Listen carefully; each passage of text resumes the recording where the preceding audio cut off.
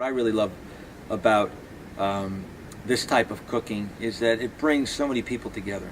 It really creates an atmosphere of fellowship. It creates some unity. It binds us together. What it really conjures up, for me, is this whole idea of feasting and fellowshipping. And I think about heaven. I think about the great feast that we're going to have in heaven. And when God sets the table, we catered for 1,000 people. The room, reminded me of what heaven might look like.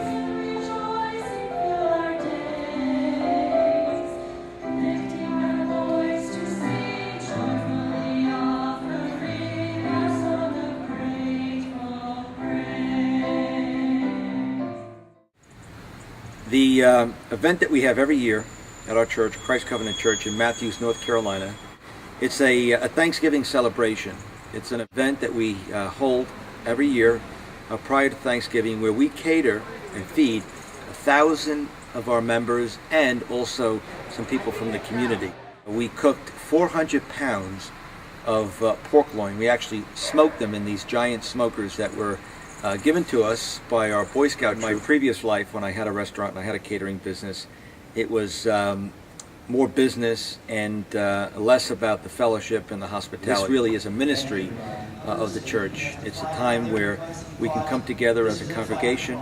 It's a time when we can bring others from the community and come around the table and fellowship in one place, one location.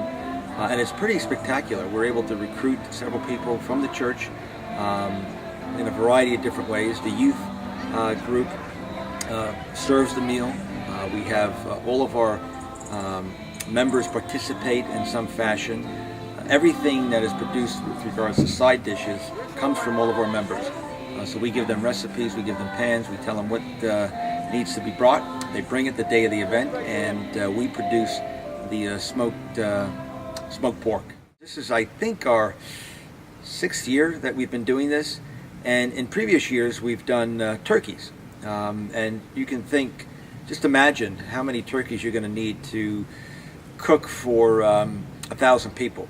And without having a kitchen facility, you really need to be ingenious and need to improvise. So it was a daunting task to smoke and carve 100 turkeys. So we decided a couple years back to change the menu around a little bit, and loin of pork really is a great way to manage a product. It's easy to work with.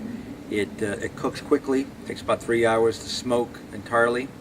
And so this year we cooked 400 pounds of pork loin. We actually smoked them in these giant smokers that were given to us by our Boy Scout troop that used those smokers for their own events. We've got a great rub on there: brown sugar, salt, pepper, garlic, onion powder, paprika, and my secret blend of other seasonings. We also had a gravy to go along with that, and we made some caramelized onions as a topping. We have one of our members who owns a restaurant supply company. He gives us warmers and refrigeration that he brings on site. We set them up on campus, and all of the food that comes from the volunteers, the side dishes, we put those in the hot boxes and they stay at a consistent temperature. Everything that is produced with regards to side dishes comes from all of our members. So we give them recipes, we give them pans, we tell them what needs to be brought. They bring it the day of the event, and we produce the smoked pork. We made 30 gallons of gravy.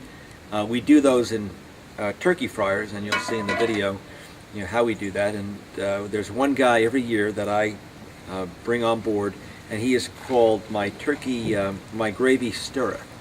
And his name is Brad, and Brad sits in front of that turkey fryer for hours just stirring the gravy for hours on end, and he loves doing it, and he's the best at it. And the stirring and the whisking of that gravy is really what produces a silky, smooth texture. But what we do is we try to roast some pork bones, and then we boil those pork bones in water, and we strain that out, and then we make our roux, which is flour and butter, and then we add that to our gravy. and then that is combined and reduced. We add some wine to that. We add some rosemary, fresh rosemary. This came out of Vicky and Calvin Hall's backyard. The excess pork, the ends of the pork, what I do to create a giblet gravy like you would have with your turkey is I take those ends and I dice them pretty fine, and then we add all of that pork, smoked pork bits into the gravy again, and what that does, it produces this great smoky pork flavored gravy, and it's actually pretty spectacular. This is an opportunity around the whole church community coming together, and it's a labor of love. You know, we get a team that serves the buffet, and we also have a team that actually takes the food, and as they come through the buffet line, we plate up the food, then we put it on a table so that people can come in and pick up the food. Serving 1,000 people is also a big challenge, but I can tell you that we've got a great system, and we've been able to serve 1,000 people in this year 36 minutes. I had to wait longer for a meal the other night at a restaurant. You know, we had to set up a long buffet table.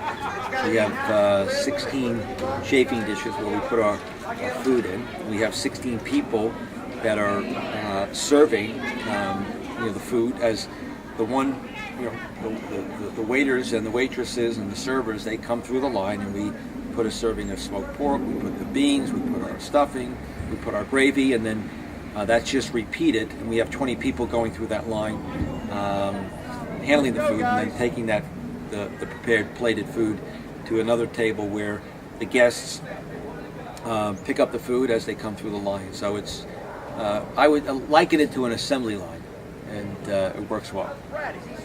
I have my carving crew that I call them every year.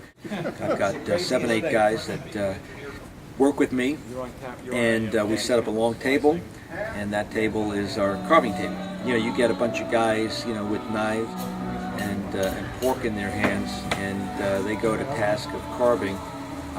It just brings out the testosterone, and that also makes for some colorful conversation. Can we get a picture of the brawny guy? We have a lot of fellowship as we're carving and slicing the pork. A lot of joking, a lot of bantering, going back and forth, and it takes a big effort to put together an event like this. But this is really the wonderful power that food has, where it really can bring people together, it can unite people.